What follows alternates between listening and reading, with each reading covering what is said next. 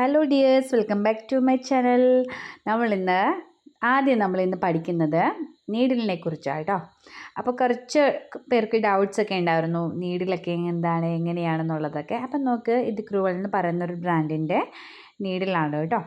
അപ്പോൾ ഇത് സൈസ് വന്നിട്ട് 1 സൈസാണ് നമ്മൾ എടുത്തിരിക്കുന്നത്. അപ്പോൾ ഇനി പാക്കറ്റ് വന്നിട്ട് 9 ആണ് കേട്ടോ. ഇതിനകത്ത് ഞാൻ വെച്ചിരിക്കുന്നത് 1 സൈസ് നീഡിലാണ്. കാരണം 1 സൈസ് നീഡിലിൻ്റെ പാക്കറ്റ് പൊട്ടിപ്പോയത് കാരണം ഞാൻ ഇതിനകത്തോട്ട് മാറ്റി വെച്ചിരുന്നതാണ് കേട്ടോ. അപ്പോൾ ഇതാണ് നമ്മുടെ നീഡിൽ. നിങ്ങൾക്ക് കാണുന്നുണ്ടല്ലോ, അത്യാവശ്യം നല്ല കുറച്ച് വണ്ണമുള്ളൊരു നീഡിലാണ്. പിന്നെ അത്യാവശ്യം ഒത്തിരി നീളവുമില്ല, ഒത്തിരി അങ്ങ് നീളക്കുറവുമില്ല, ഒരു മീഡിയം സൈസിലുള്ള നീഡിലാണ് നമ്മൾ എടുത്തിട്ടുള്ളത്. അപ്പോൾ ഇതാണ് നീഡിൽ നമ്പർ 1. അപ്പോൾ ഇതിൻ്റെ ഒരു ഉപയോഗം എന്ന് പറയുന്നത് ഞാൻ പറഞ്ഞു തരാം. അപ്പം നോക്ക്, ഇതാണ് നീഡിൽ നമ്പർ 1. എന്നൊക്കെ കാണുമ്പോൾ ഒത്തിരി കൂടുതലും ഇല്ല, നീളക്കുറവും ഇല്ല, അത്യാവശ്യം മീഡിയം സൈസിൽ നിൽക്കുന്നു. അതിൻ്റെ ഹോള് കണ്ടോ, അതിൻ്റെ ഐ കണ്ടോ, ഐ വന്നിട്ട് ഇത്രയും തന്നെ ഒരു ഗ്യാപ്പായിരിക്കും വരുന്നത്. അപ്പോൾ നമുക്ക് ഈ ഒരു ഫുൾ സ്ട്രാൻഡ്സ് ത്രെഡൊക്കെ ഈസി ആയിട്ട് നമുക്ക് കയറും. ഈ ഒരു നീഡിൽ വെച്ചിട്ടാണ് നമ്മൾ സ്റ്റിച്ചസ് ചെയ്ത് പഠിക്കുന്നത്. നമ്മൾ പഠിക്കാനായിട്ട് യൂസ് ചെയ്യുന്ന നീഡിലാണ് നീഡിൽ നമ്പർ 1. നീഡിൽ നമ്പർ 1ൽ തന്നെ നിങ്ങൾ ചെയ്ത് പഠിക്കണം. കാരണം എന്താണെന്നറിയാം, നീഡിൽ നമ്പർ 1ൽ പഠിച്ചു കഴിഞ്ഞാൽ നിങ്ങൾക്ക് എല്ലാ സ്റ്റിച്ചസും ഏത് നീഡിലിൽ വേണമെന്നുണ്ടെങ്കിലും നിങ്ങൾക്ക് ഈസി ആയിട്ട് ചെയ്യാൻ പറ്റും. അപ്പോൾ അതുകൊണ്ടാണ് ഞാൻ നീഡിൽ നമ്പർ 1 സജസ്റ്റ് ചെയ്യുന്നത്. അപ്പോൾ എൻ്റെ ഓൺലൈൻ സ്റ്റുഡൻസിനെ എല്ലാം ഞാൻ പഠിപ്പിച്ചു കൊടുത്തിട്ടുള്ളത് നീഡിൽ നമ്പർ 1 ആണ് എടുക്കാൻ പറഞ്ഞിട്ടുള്ളത്. അപ്പോൾ ഇതൊരു 25 നീഡിൽസ് എങ്കിലും ഉണ്ടാവും കേട്ടോ. അപ്പോൾ ഇങ്ങനെ നിങ്ങൾക്ക് വാങ്ങിക്കാനായിട്ട് പറ്റുന്നില്ല എന്നുണ്ടെങ്കിൽ നിങ്ങൾക്ക് ഒരു നീഡിലായിട്ടൊക്കെ 1-2 നീഡിൽസൊക്കെ ആയിട്ട് അവർ തരും കേട്ടോ, വാങ്ങിക്കാനായിട്ട്. ഷോപ്പുകളിൽ, ടൈലറിങ് എക്സസറീസ് കിട്ടുന്ന ഷോപ്പുകളിൽ പോയി വാങ്ങണം. അപ്പോൾ അവിടെ ഉണ്ടാവുമല്ല. പിന്നെ അതേപോലെ ഇങ്ങനെയുള്ള ഐറ്റംസ് എല്ലാം കിട്ടുന്ന ഷോപ്പുകളിൽ നമുക്ക് അവൈലബിൾ ആയിട്ട് കിട്ടുന്നതാണ് ഈ ഒരു നീഡിൽ. ക്രൂവൽ എന്നാണ് ഈ ഒരു ബ്രാൻഡിൻ്റെ പേര്. പിന്നെ പല സൈസ് ബ്രാൻഡുകൾ ഉണ്ടാവും, കമ്പനീസ് ഉണ്ടാവും. അപ്പോൾ നിങ്ങൾ നമ്പർ 1 ചോദിച്ചു കഴിഞ്ഞാൽ ചിലപ്പോൾ വേറെ ബ്രാൻഡിന് ചിലപ്പോൾ നമ്പർ 1 എന്ന് പറയുന്നത് വേറെ നീഡിലാവാൻ ചാൻസ് ഉണ്ട് കേട്ടോ. അപ്പോൾ ഈ ഒരു ബ്രാൻഡിൻ്റെ നിങ്ങൾ ചോദിച്ച് വാങ്ങിക്കുക, അല്ലെങ്കിൽ ആമസോൺ, ഫ്ലിപ്കാർട്ട് പോലെയുള്ള ഷോപ്പിംഗ് സെൻറ്ററിൽ നിങ്ങൾ വാങ്ങിക്കാനായിട്ട് ശ്രമിക്കുക. അപ്പോൾ ഇതാണ് ആങ്കർ ത്രെഡ്. ആങ്കർ എന്ന് പറയുന്ന ബ്രാൻഡിൻ്റെ ത്രെഡാണ്. അപ്പോൾ ഇതൊക്കെ ഞാൻ ബേസിക്കലി പഠിപ്പിച്ച് തന്നതാണ്, ക്ലാസ് ഫസ്റ്റിൽ നമ്മൾ പഠിപ്പിച്ച് തന്നതാണ്. അപ്പോൾ കഴിഞ്ഞ ദിവസം കുറച്ച് പേര് ചോദിച്ചിട്ടുണ്ടായിരുന്നു നൂല് ഏതാണെന്ന്. അപ്പോൾ ഒട്ടും അറിയാൻ വയ്യാത്ത ആൾക്കാരാണ് ചോദിക്കുന്നത്, കാരണം അവർക്ക് ഇതിനെക്കുറിച്ച് എന്താണെന്ന് അറിയത്തില്ല. അപ്പോൾ അങ്ങനെയുള്ളവർക്ക് നമ്മൾ ഒന്നും കൂടെ ഞാൻ പറഞ്ഞു തരാണ്. ആങ്കർ എന്ന് പറയുന്ന ഒരു ബ്രാൻഡിൻ്റെ ത്രെഡാണ് ഞാൻ കോട്ടൺ ത്രെഡ്സ് എൻ്റെ ബേസിക് സ്റ്റുഡൻസിനെ പഠിപ്പിക്കാനായിട്ട് ഞാൻ യൂസ് ചെയ്തിരിക്കുന്നത്.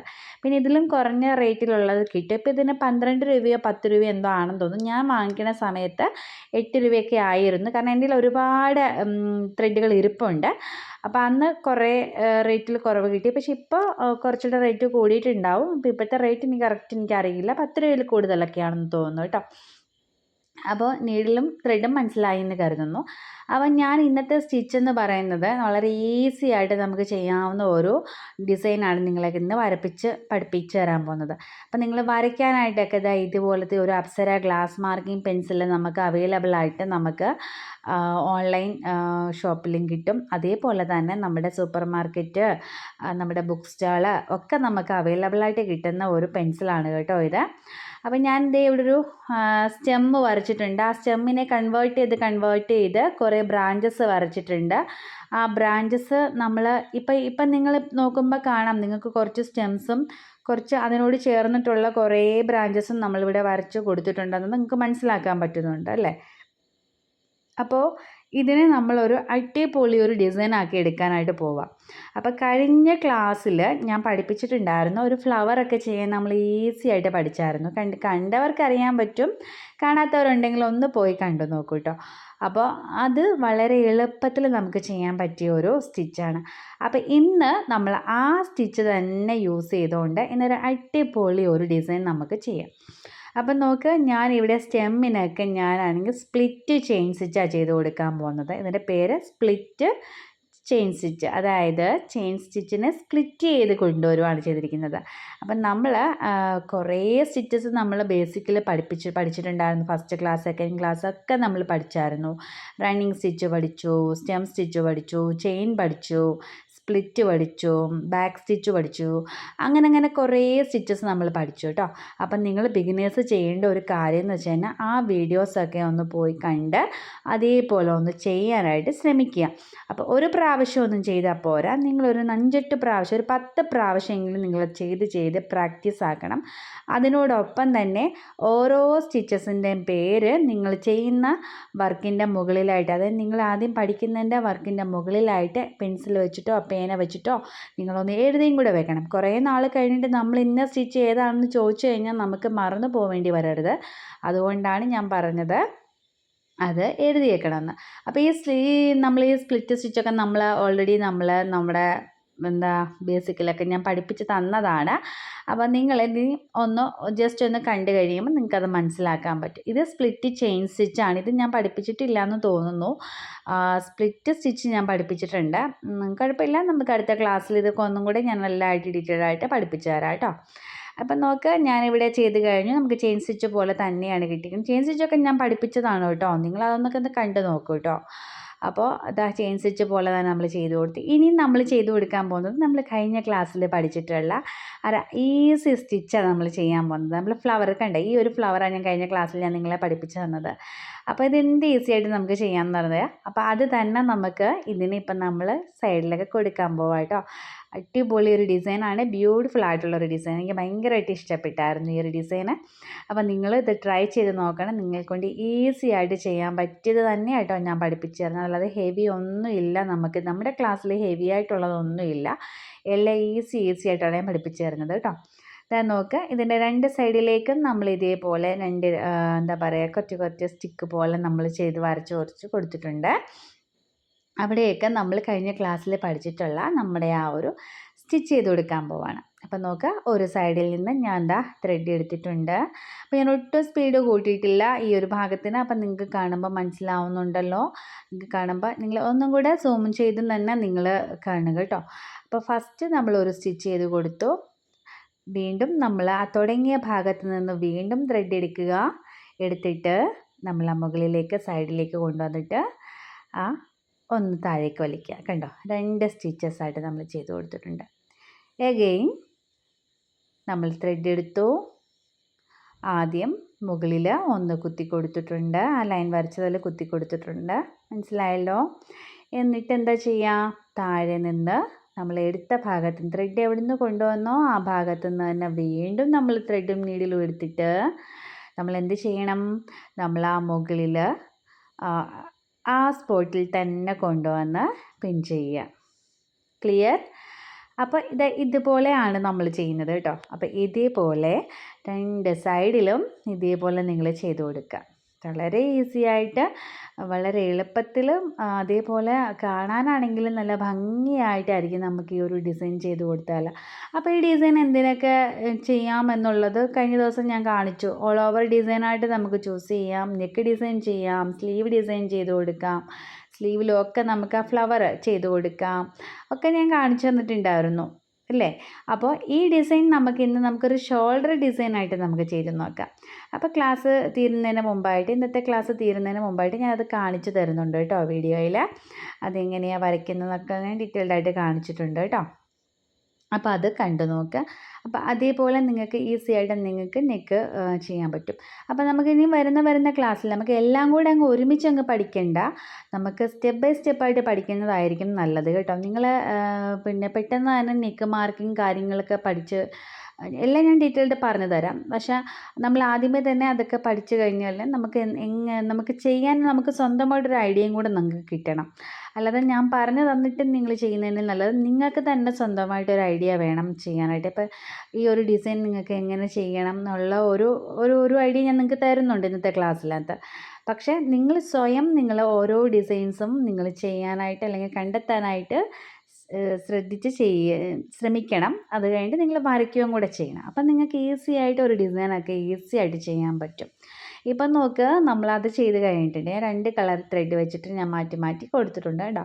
നല്ല അടിപൊളിയായിട്ടുള്ളൊരു ഡിസൈനാണ് കിട്ടിയിട്ടുള്ളത്. നമുക്ക് ഭയങ്കര സിമ്പിളായിട്ടുള്ളൊരു ഡിസൈൻ തന്നെയാണ്.